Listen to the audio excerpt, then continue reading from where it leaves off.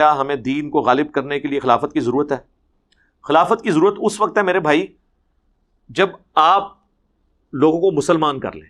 جس ملک کی اکثریت نماز ہی نہ پڑھتی ہو اس کے اوپر خلافت کا نظام آپ کیوں قائم کریں گے؟ نبی علیہ السلام نے مکے میں خلافت کیوں نہیں قائم کی؟ کیونکہ 125 بندے مسلمان تھے.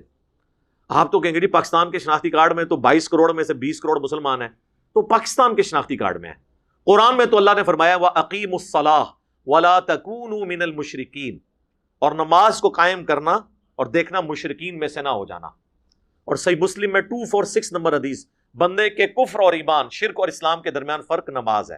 اور جامع ترمذی میں حدیث، جس نے جان بوجھ کر نماز چھوڑی اس نے کفر کیا. اور جامع ترمذی میں ہی عبداللہ بن شقیق تابعی کہتے ہیں کہ صحابہ کرام تارک الصلاح کے علاوہ کسی کی تکفیر نہیں کرتے تھے، یعنی وہ بے نمازی کو کافر سمجھتے تھے صحابہ کرام. تو صحابہ کرام کی ڈاکٹرن میں، قرآن و سنت کی ڈاکٹرن میں جو بندہ نماز نہیں پڑھتا وہ مسلمان نہیں ہے. ہاں ہم اس کے کلمے کا احترام کر کے اسے کافر نہیں کہتے ہیں، البتہ مسلمان والی بات کوئی نہیں ہے. باقی جب وہ مسلمان ہی نہیں ہے تو اس پہ خلافت کیوں قائم کرنی ہے؟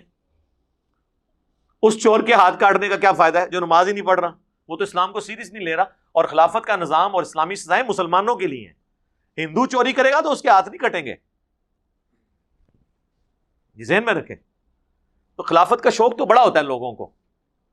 تو ویسے تو یہ بڑا زبان کا چسکے آپ کرتے رہے.